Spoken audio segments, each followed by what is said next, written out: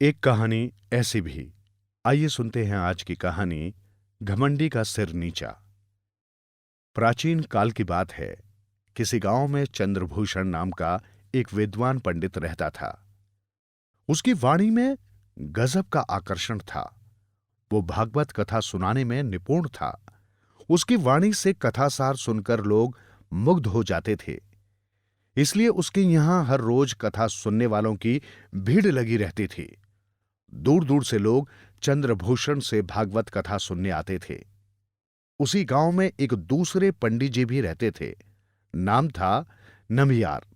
पढ़े लिखे तो बहुत थे, पर थे बहुत घमंडी। स्वयं को बहुत बड़ा विद्वान समझा करते थे।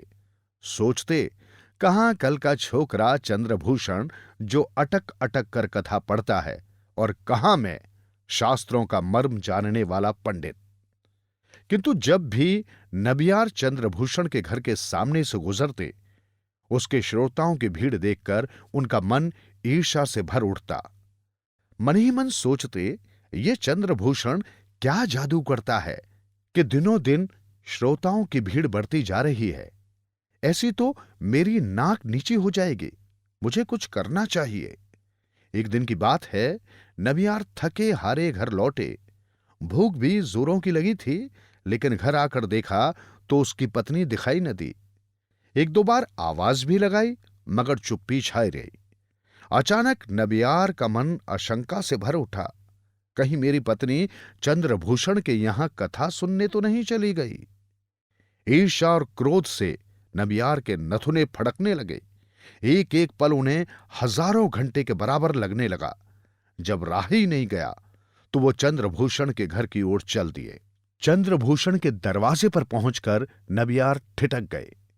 वहां श्रोताओं की अपार भीड़ थी। सब मंत्रमुग्ध होकर कथा सुन रहे थे। नबियार ने देखा, श्रोताओं के बीच उनकी पत्नी भी बैठी है। बस फिर क्या था, उनका क्रोध भड़क उठा।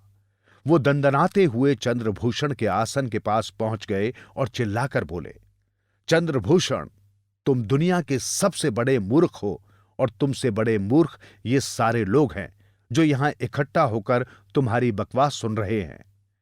नबियार की इस बात को सुनकर चंद्रभूषण आश्चर्य में पड़ गया। कथा बीच में ही छूट गई। सारे श्रोता नबियार को बुरा भला कहते हुए अपने अपने घर लौट गए। घर पहुंचकर बाकी बचा गुस्सा नबियार ने अपनी पत्नी पर निकाला। बोले, क्या जरूरत थी तुम्हें वहां जाने की? क्या मुझसे बड़ा विद्वान है चंद्रभूषण? मेरे पास शास्त्रों का भंडार है, मगर तुम्हें कौन बताए? लगता है तुम्हारी खोपड़ी में बुद्धि नहीं है। क्यों अपने मुंह मियां मिट्ठू बनते हो? तुम ऐसे ही बड़े हो तो चंद्रभूषण की तरह इतने लोगों को इकट्ठा करके दिखाओ। मैं तुम्हारे ज्ञान को मान लूंगी। मैं तुम्हारी जली कट्टी रोज सुनती हूं। अब तुम दूसरों को भी अपमानित करने लगे। तुम्हें कोई और काम नहीं सिवा ईर्ष्या के। इतना कहकर तिल मिलाती हुई नबियार की पत्नी भीतर चली गई। उस रात दोनों में से किसी ने भोजन नहीं किया। पत्नी तो थोड़ी देर में सो गई, पर नबियार की आंखों में नींद नहीं थी। शाम की सारी घटना जैसे उनकी आंखों में तैर रही थी। रह रहकर उसी घटना के बारे में सोचते, आखिर मैंने चंद्रभूषण का अपमान क्यों किया? वो जितना सोचते, उनकी बेचैनी उतनी ही बढ़ती जाती। बाहर काफी सर्दी थी, मगर गला सूखने के कारण वो बार बार पानी पी रहे थे। यही बात सोचते सोचते उनका सारा गुस्सा पश्चाताप में बदल गया। ये मैंने क्या किया? मेरे मन में भगवान की भक्ति के नाम पर इतना द्वेष, और चंद्रभूषण के स्वभाव में इतनी विनम्रता। इतना अपमान सहने के बाद भी वो एक शब्द न बोला।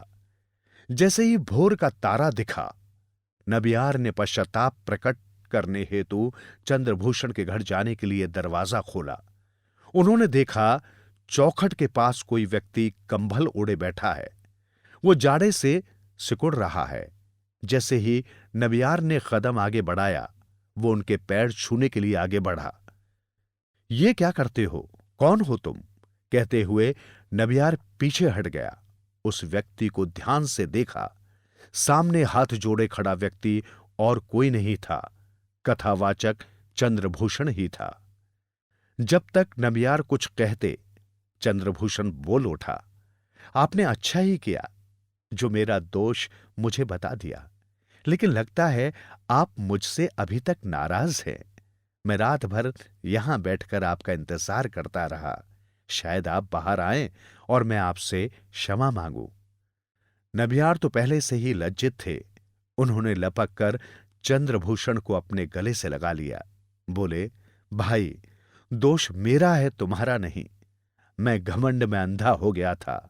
तुमने अपनी विनम्रता से मेरा घमंड चूर चूर कर दिया। सच कहता हूं, तुमने मेरी आंखें खोल दी। वास्तव में यदि विनम्रता न हो तो ज्ञान भी नष्ट हो जाता है। दोनों की आंखों में आंसू थे। उसके बाद नबियार ने ईर्ष्या, द्वेष और घमंड का त्याग कर दिया।